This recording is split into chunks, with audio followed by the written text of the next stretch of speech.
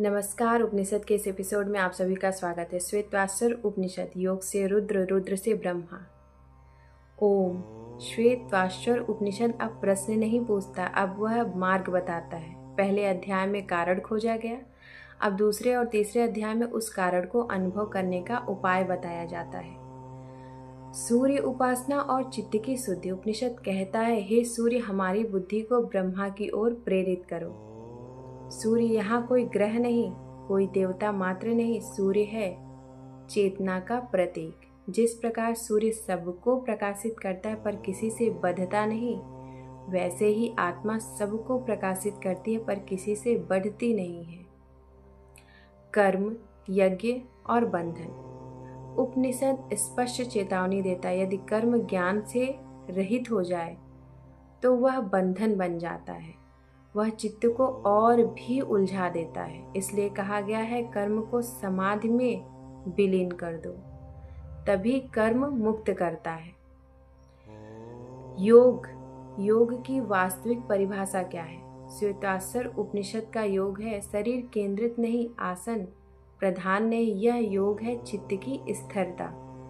उपनिषद कहता है, शरीर स्थिर, गर्दन, छाती, सिर संतुलित है, इंद्रियां मन में लीन है, और यह है ध्यान का प्रारंभ। प्राण, मन और नियंत्रण। उपनिषद एक सुंदर उपमा देता है। मन उन्मत्त घोड़ों जैसा है, प्राण उन्हें नियंत्रित करने की एक लगाम है। इसलिए प्राणायाम मन को जीतने का साधन होता है।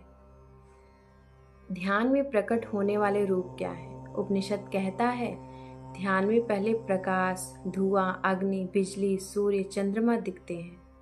पर सावधान, ये लक्ष्य नहीं है, ये मार्ग के संकेत हैं। योग का फल मतलब आत्मा का बोध, आत्मबोध। जब योग परिपक्व होता है तब योगी आत्मा को जानता है, और आत्मा को जानकर वह दुख से मुक्त हो जाता है।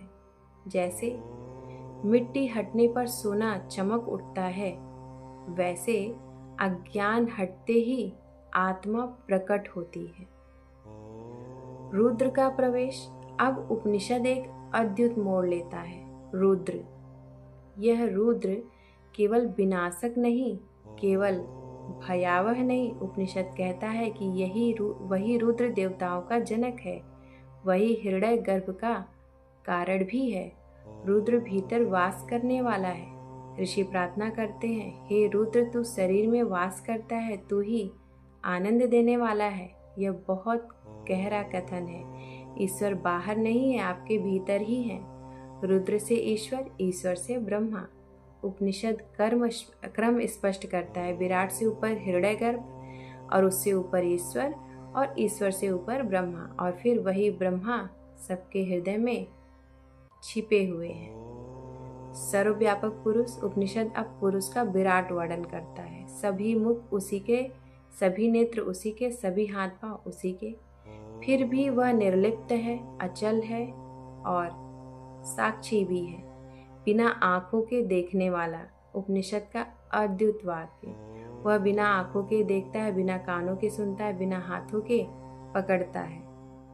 यह विरोधाभास नहीं, यह चेतना का स्वभाव है। हृदय गुहा में स्थित आत्मा। उपनिषद कहता है कि यह पुरुष अंगूठे के समान हृदय में स्थित होता है। यह आकार नहीं, सन्निकटता का संकेत है।